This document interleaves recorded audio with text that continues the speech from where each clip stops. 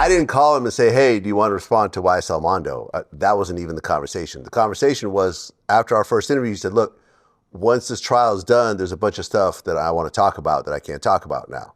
And I want to come back to your platform and do it. And I'm like, all right, cool. Now, look, if I have YSL Mondo on my show, the interview was not about Woody. It was about the relationship with Thug, him co-founding YSL, and the whole story. Woody just happens to be part of that story. Nah, that makes sense. But now if somebody came out and was like, oh, fuck, Woody interviewed me and you solely did it for that, I'd be like, all right, that's crazy. You feel me? But I understand your perspective of, look, I'm bringing on another key figure in this situation and you're a key component, so don't take it personally. Just take it for what it is and let's keep it pushing. Exactly. I didn't know what he was going to say about Woody. Woody was a small part of the overall interview. And, you know, yeah, he didn't like Woody.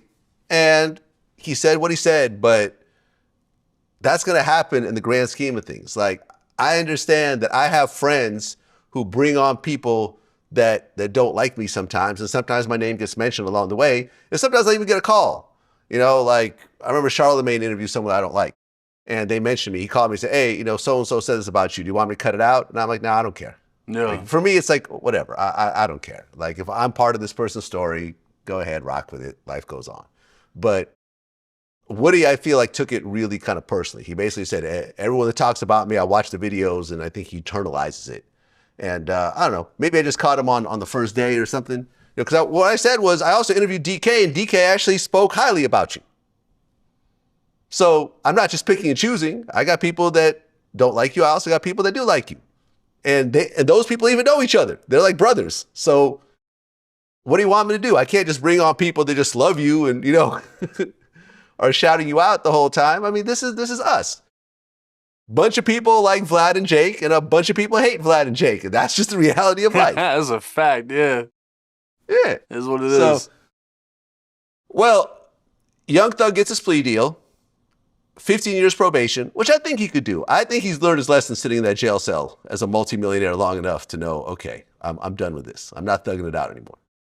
Right. Yak Gotti still has the rest of his trial at that time, but then Wack 100 releases a video of Yak Gotti in the interrogation room basically cooperating. Yeah, but none of that was new though, bro, because I've been spoke on all that shit. Right. I actually found an old video of you talking about that interrogation video without the actual footage, and then the footage comes out. I already had all the paperwork. I already talked about it. He just went and got the video. And, you know, Wack, as much as me and Wack have had our little discrepancies, Wack knows how to play chess. So, you know, I got a video of Gunna. Everybody's like, where's this shit at? Oh, never mind, it's Yak Gotti, you feel me? But you got everyone's fucking attention, though. Whether it was an accident or it was just a well-planned fucking thing. But, yeah, I've been put that shit out there. So, it was a long video, so I didn't really get to watch the whole thing. What exactly did Yak Gotti say that was problematic? Well, to be honest, I don't even remember. That shit was so long ago. I didn't watch it when it came out because I knew I already covered it. You know what I mean? I would have to go back to my video and see it. I just know that, I think from my thumbnail, bro, they gave Yak Gotti food, cigarettes, like all type of shit. So if you're hanging out and it looks like you just came out of a 7-Eleven, you got food, drinks, cigarettes, fucking all that shit, you're most likely doing a little bit too much talking because that's to keep you talking. You know what I mean? That's to keep you going. We're gonna make sure you're nice and satisfied.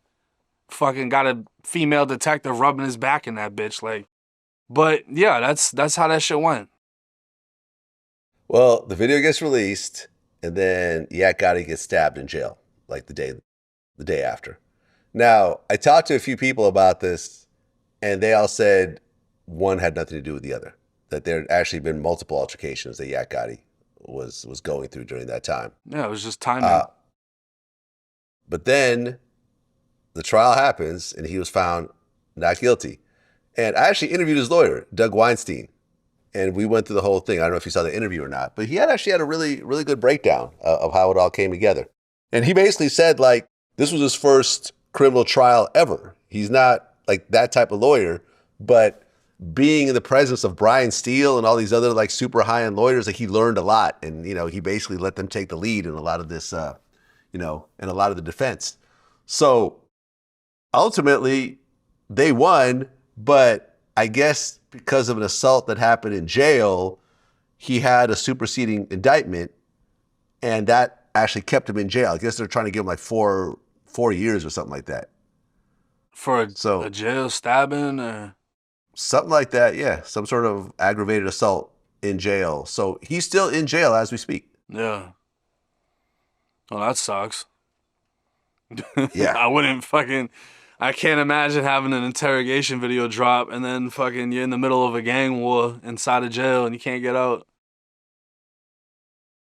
Yeah, no, that jail's horrible. I think I looked it up and there were like 400 stabbings last year. Yeah. So that's like a stabbing a day and two on certain days. Mm-hmm. Yeah. And Pee Wee Roscoe just got released. Mm. And that's the guy that shot up Lil Wayne's tour bus. Yeah. So I don't know, man. From my point of view, it seems like Fonnie Willis completely dropped the ball on this whole case. Yeah.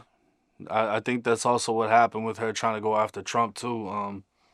But it is what it is. Fucking I'm Yeah. happy for Thug.